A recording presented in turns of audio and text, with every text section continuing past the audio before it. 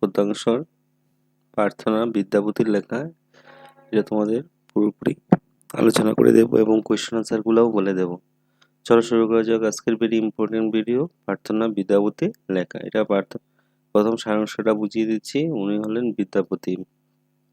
সারাংশ: কবি বিদ্যাপতি কৃষ্ণপদে মাধব বা মিনতি করে বলেছেন যে চিরস্থায়ী শাশ্বত ঈশ্বরকে ভুলে তিনি এতদিন মায়াবদ্ধ সংসার মোহে ডুবেছিলেন। কি বলেছে দেখো, বিদ্যাপতি, কবি বিদ্যাপতি মানে সারা জীবন শ্রীকৃষ্ণ মহাপ্রভুর কাছে যায়নি, ঠিক আছে? এই মায়ার সংসারে ডুবে ছিলেন। উত্তপ্ত বালিকার শীতে জলবিন্দু পতিত হলে তা যেভাবে বিলীন হয়ে যায়, তেমনি ক্ষণস্থায়ী সংসারে স্ত্রী পুত্র মিত্র সবাই বিলীন হয়। ক্ষণস্থায়ী সংসারের সবকিছু একদিন কি হয়ে যায়? বিলীন হয়ে যায়। সংসারের মোহে আবৃত হয়ে তিনি জীবনের শ্রেষ্ঠ সময় অতিবাহিত করে জীবনকে ব্যর্থতায় পর্যবেসিত করেন। সংসারের মধ্যে সারা জীবনটা কি করেছে? কাটিয়েছে, ব্যর্থতা হয়ে কাটিয়েছেন।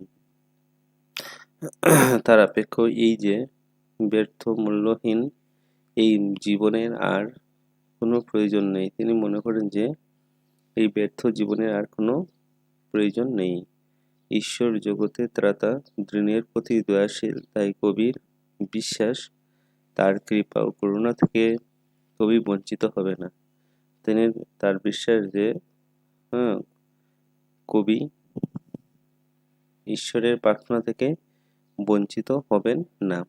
জীবনে অর্ধেক সময় নিদ্রায় কাটিয়ে তারপর শৈশব যৌবনের রসরঙ্গ মজে গিয়ে বার্ধক্য অনেক সময় মিছে পার করে তার জীবনে কৃষ্ণ ভজনার অবকাশ ঘটেনি। মানে কি বলছে? জীবনের অর্ধেক সময় নিদ্রায় কাটিয়েছেন, তারপর শৈশব যৌবনের রসরঙ্গে মেজেছিলেন। যখন শৈশব ছিল তখন ফুর্তিতে কেটেছিল, বার্ধক্যের অনেক সময় মিছে পার করে তার জীবনে কৃষ্ণ ভজনার প্রকাশ ঘটেনি। কৃষ্ণের কাছে তিনি যাননি। এক ব্রহ্মা হয়ে এক যুগ কাল ধরে অতঃপর কত ব্রহ্মা মরে যাচ্ছেন, কিন্তু তোমার অবসান নেই। মানে কি? ব্রহ্মা যুগ যুগ ধরে মরে যাচ্ছেন, কিন্তু শ্রীকৃষ্ণের কোনো মরণ নেই। সমুদ্রের ঢেউয়ের মতো তোমার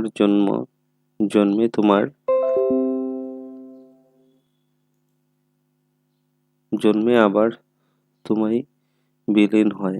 মানে কি? সমুদ্রের ঢেউয়ের মতো মানব জীবন, সমুদ্রের ঢেউ যেন সমুদ্রের মধ্যে বিলীন হয়ে যায়, তেমনি মানব জীবনটাও শ্রীকৃষ্ণ থেকে শুরু করে শ্রীকৃষ্ণের মধ্যে আবার বিলীন হয়। কবি বিদ্যাপতি তাই বলেছেন যে শেষকালে মৃত্যুজনিত ভয় থেকে ত্রাণ বা উদ্ধার পেতে হে প্রভু তুমি ছাড়া আর গতি নাই। তুমি ছাড়া আর গতি নাই। জগতে তুমি একমাত্র উদ্ধারকর্তা, ত্রাণ করার দায়িত্ব এখন তোমার। তুমি মাত্র একমাত্র উদ্ধারকর্তা, তুমি ছাড়া আর কেউ রক্ষা করার নেই। টিকা: মাধব শব্দের উৎপত্তি হচ্ছে মা অর্থাৎ পৃথিবী বা ধরা, অর্থাৎ পতি বা স্বামী অর্থাৎ পৃথিবীর স্বামী। এখানে বিদ্যাপতি তার পরম আরাধ্য ঈশ্বর শ্রীকৃষ্ণকে মাধব বলে সম্বোধন করেছেন। নিধুবন কি? বৃন্দাবনে অবস্থিত একটি বন, নাম হলো নিধুবন নামে পরিচিত। রাধাকৃষ্ণের প্রমোদ বিহারের উদ্যান। রাধাকৃষ্ণ এখানে ঘোরাফেরা করে। এখানে রাধাকৃষ্ণের ক্রিয়া কৌতুক ও আমোদ প্রমোদের সময় অতিবাহিত হয়। ক্রিয়া কৌতুক ও আমোদ প্রমোদের সময় অতিবাহিত হয়। তারপরে বিদ্যাপতি টিকা হলো মধ্যযুগের বৈষ্ণব পদাবলী কাব্যধারার একজন শ্রেষ্ঠ পদ কবি হলেন বিদ্যাপতি। মধ্যযুগের বৈষ্ণব পদাবলীর কাব্যধারার একজন শ্রেষ্ঠ কবি হলেন কে? বিদ্যাপতি। তিনি ছিলেন মিথিলার কবি। তার পিতার নাম ছিল গণপতি ঠাকুর। তার পিতার নাম কি ছিল? গণপতি ঠাকুর। তিনি ব্রজবুলি ভাষায় তার পদগুলি রচনা করেন। ব্রজবুলি ভাষায় কি রচনা করেন? পদগুলি রচনা করেন। তিনি ছিলেন একজন বিদ্যাঙ্গ পণ্ডিত এবং মিথিলার রাজা শিবসিংহের সভাপতি। মিথিলার রাজা শিবসিংহের সভাপতি ছিলেন। খ্রিস্টীয় চতুর্দশ শতকে থেকে খ্রিস্টীয় পঞ্চম শতকে তৃতীয় ভাগে পর্যন্ত ছিলেন তার সময়কাল। তার সময়কালটা ছিল চতুর্দশ খ্রিস্টীয় পঞ্চম শতকের তৃতীয় ভাগ থেকে তৃতীয় ভাগ পর্যন্ত ছিল তার সময়কাল। শূন্যস্থান পূরণ। তাতল মানে সৈকত হবে। তাইতল সৈকত বারেবিন্দু সম। মাধব হাম পরিণাম তুহে জগৎ তারণ দিন দয়াময়। আঞ্জনম হাম নিন্দে গাঙ্গাল নিতুবন রমণী রঙ্গরসে মাতুল। তারপরে দেখো শুদ্ধ উত্তর সুতমিত রমণী সমাজে তুহে যোগ্য তারণ দিন দয়াময়। জোড়া শিশুর কতদিন গেল তুহে ভজব কোন বেলা। প্রার্থনা কবিতার কবিকে? প্রার্থনা কবিতার কবি হলেন মিথিলা কবি বিদ্যাপতি। কবি কাকে বলে ছেলের পেলে অনুতাপ করেছেন? কবি দীন দয়াময় জগতের নাথ মাধব বা শ্রীকৃষ্ণকে বলে অনুতাপ করেছিলেন। বিষয়াস শব্দের কোন শব্দের অন্তর্গত? কিবা শব্দের অন্তর্গত। নিন্দে শব্দের অর্থ কি? নিন্দে শব্দের অর্থ হবে নিন্দায় বা গমে। বিদ্যাপতি প্রকৃতপক্ষে কোথাকার কবি? মিথিলা কবি বা মিথিলার রাজা শিবসিংহের সভাপতি। মাধব হাম পরিণাম নিরাশা। কবি মাধব মনোভাবের কারণ কি? কবি ঈশ্বরকে বলে এতদিন মায়া মোহ সংসারে আচরণ ছিলেন। সংসার বই আচরণ হয়ে তিনি জীবনের মূল্যবান সময় ব্যয় করে ঈশ্বরের চিন্তা না করে জীবনে ব্যর্থতায় পূর্ণ করেছেন। তাই এমন মনোভাব সৃষ্টি হয়েছে। কবি কেন আশাবাদী যে ঈশ্বর তাকে কৃপা করবেন? জীবনে প্রান্তে এসে কবি মনে হয়েছে যে ঈশ্বর ছাড়া জীবনের তরে পার হওয়ার কোনো উপায় নেই। তাই তিনি বিশ্বাস করেন দিনের প্রতি দয়াশীল ঈশ্বরের উপর নিজের সমর্পণ করলে তিনি অবশ্যই কবিকে কৃপা করে ভব সিন্ধু পার করে দেবেন। জীবনে অর্ধেককাল পর্যন্ত কবি কিভাবে সময় অতিবাহিত করেছেন? স্ত্রী পুত্র মিত্র নিয়ে এই মায়াময় সংসারে ঈশ্বরকে ভুলে গিয়ে কাটিয়েছেন। জরা ও শিশুকালে কিছু সময় অতিবাহিত করেছেন। বাকি অর্ধেক সময় তিনি নিন্দায় অতিবাহিত করেছেন। তাতল সৈকত বারিবিন্দু সম বলতে কবি কি বোঝাতে চেয়েছেন? তাতল সৈকত বারিবিন্দু সম বলতে কবি বোঝাতে চেয়েছেন উত্তপ্ত বালিকারাশির উপর পতিত জলবিন্দু নেই। প্রার্থনা কবিতা অবলম্বনে কবির বক্তব্য পরিস্ফুট করো। প্রার্থনা কবিতা কবি মাধব অর্থাৎ ঈশ্বরের কাছে প্রার্থনা করেছেন ক্ষণস্থায়ী সংসারে স্ত্রী পুত্র মিত্রের সাথে আবদ্ধ হয়ে জীবনের শ্রেষ্ঠ সময় অতিবাহিত করেছেন।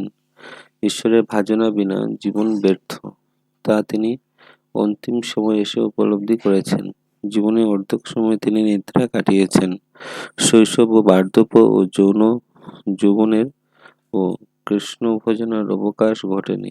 ঈশ্বর দীন ও দরিদ্রের প্রতি দয়াশীল, তাই তিনি ঈশ্বরের উপর বিশ্বাস রাখেন যে ঈশ্বর কৃপা থেকে তিনি বঞ্চিত হবেন না। তাই শেষ জীবনে মৃত্যুজনিত ভয় থেকে উদ্ধার পাওয়ার জন্য উদ্ধারকর্তা ঈশ্বরের উপর দায়িত্ব অর্পণ করেছেন। কবি বোঝাতে চেয়েছেন জীবনে ঈশ্বরের সাধনা ভজনা ছাড়া আর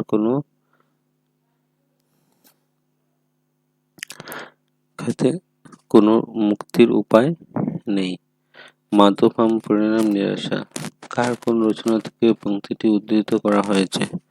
মাধব বলতে কাকে বোঝানো হয়েছে? কবি মন্তব্য যথার্থ আলোচনা করো। পঙ্ক্তিটি মথুরা কবি বিদ্যাপতি প্রার্থনা বিষয়ক রচিত একটি বৈষ্ণব পদাবলী পদ্ধতি থেকে উদ্ধৃত করা হয়েছে।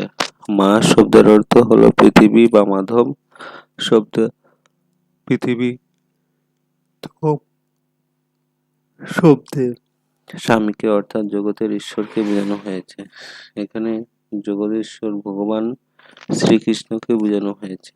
বালুকা রাশির উপর প্রতিটি জলবিন্দুর ন্যায় মায়ের দ্বারা আচ্ছন্ন ক্ষণস্থায়ী সংসার স্ত্রী পুত্র মিত্র নিয়ে সংসার বন্ধনে আবদ্ধ থেকে ঈশ্বরকে বোঝানো করতে ভুলে গিয়েছেন। জীবনে অনেক সময় অতিবাহিত হওয়ার পর কবির মনে হয়েছে ঈশ্বর ভজনা বিনা জীবন বৃথা।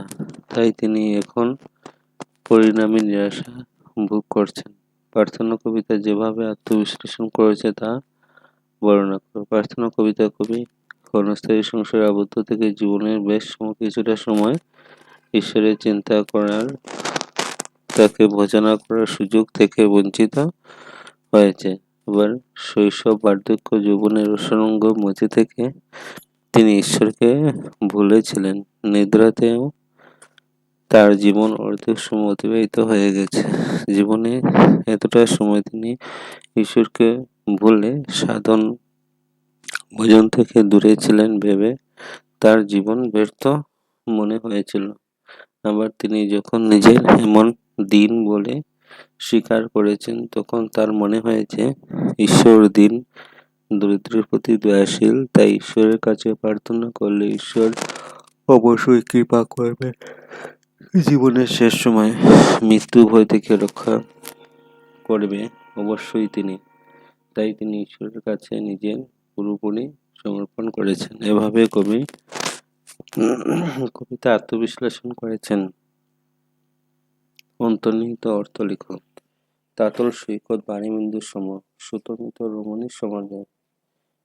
আলোচ্য মুক্তিটি বিদ্যাপতি রচিত প্রার্থনা বিষয়ক পদের অংশ। তথ্য বালিকা রাশির উপর বাণীবিন্দু বর্ষণ হলে যেমন তার অস্তিত্ব খুঁজে পাওয়া যায় না, তেমনি মায়ের দ্বারা আচ্ছন্ন সংসার পুত্র মিত্র স্ত্রী নিয়ে জীবনে অতিবাহিত করলে ঈশ্বরের ভজনা বিনা জীবনের শেষ প্রান্তে পৌঁছে এই ক্ষণস্থায়ী সুখেরও বাণীবিন্দুর মতো কোনো অস্তিত্ব থাকে না। তুমি বিশ্বরের সীমন দেহের সময় মানব জীবনে উত্তম জীবনের উদ্দেশ্য সাধন ভজন করা, ঈশ্বরের সান্নিধ্য লাভ করা। কিন্তু কবি বলেছেন জীবনের বেশিরভাগ সময়টা তিনি আসল উদ্দেশ্য অর্থাৎ ঈশ্বরের ভজনের কথা বা ঈশ্বরের কথা ভুলে গিয়ে তার সংসারের মন সমর্পণ করেছেন। অতএব তুহুরি বিষয়ে আসা। ঈশ্বরকে ভুলে কবি সংসারের পুত্র মিত্র স্ত্রী নিয়ে ক্ষণস্থায়ী সুখে মগ্ন থাকার পর যখন তিনি অনেক সময় পর ঈশ্বরের কথা চিন্তা করলেন, তখন তিনি ভাবলেন তিনি বোধহয় এই বৃথা জীবনে ঈশ্বরের কৃপা থেকে বঞ্চিত হলেন। আবার কবি যখন জানলেন ঈশ্বর দয়া দীন ও দরিদ্রের প্রতি, তখন তিনি বিশ্বাস করলেন যে ঈশ্বরের কৃপা থেকে বঞ্চিত হবেন না। নিধুবন রমণী রসাঙ্গ মাতল। নিধুবন হলেন বৃন্দাবনের একটি বন যেখানে রাধাকৃষ্ণ লীলাক্ষেত্র, কিন্তু এখন নিধুবন অর্থাৎ যৌবন। কবি যৌবনকালে ঈশ্বরকে ভুলে গিয়ে স্ত্রী পুত্র সংসারের সুখ জীবনে অনেক সময় অতিবাহিত করেছেন। তাই এখানে স্ত্রীর সঙ্গে যৌবনে অতিবাহিত করাকে কবি নিধুবন রমণীর সঙ্গে রসঙ্গে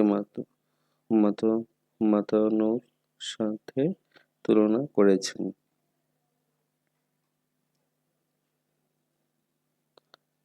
ব্যাকরণগুলো একটু পড়ে নেবে। গদ্যরূপ লিখো। সমর্পণ করলেন। অব মানে এখানে, জনম মানে জন্ম, নিন্দে মানে নিদ্রায়, মাতুল মানে মাতালাম, ভজব মানে ভজন করব, পদ পরিবর্তন, সমাজ সামাজিক, শিশু, শৈশব, জন্ম, জন্মান্তর, মন, মানসিক বিধি, বিধান। ঠিক আছে, তারপরে দেখো অর্থসহ বাক্য রচনা, গুবরে পদ্যগুণ, আশার অতিরিক্ত বাক্য রচনাটা পড়বে কয়ের খা। খ্যাতনামা ব্যক্তি, চোখের বালি সহ্য করতে না পারা, টনক পড়া, আচমকা আঘাত, ঠোঁট কাটা, স্পষ্ট ব্যক্তি। বিদ্যাপতির পিতার নাম কি? গণপতি ঠাকুর। ব্রজবুলি রবীন্দ্রনাথ ঠাকুর কাব্যগ্রন্থের নাম কি? ভানুসিংহ ঠাকুর পদাবলী। তারপরে ব্রজবুলি ভাষা সম্বন্ধে যা জানা লিখো। ব্রজবুলি ভাষা কৃত্রিম ভাষা, এটি ব্রজ অর্থাৎ বৃন্দাবনের ভাষা নয়, এটি ভাষা হিন্দি, বাংলা, উড়িষ্যা, অসমিয়া শব্দের সংমিশ্রণে গঠিত একটি বিশেষ ভাষা। এটা হলো প্রার্থনা কবিতা, ক্লাস 10-এর বাংলার প্রথম কবিতা। ভিডিওটা ভালো লেগে থাকলে সবার সাথে ভিডিওটাকে শেয়ার করে দেবে। চ্যানেলটা নতুন দেখে থাকলে সাবস্ক্রাইব করে বেল আইকনটা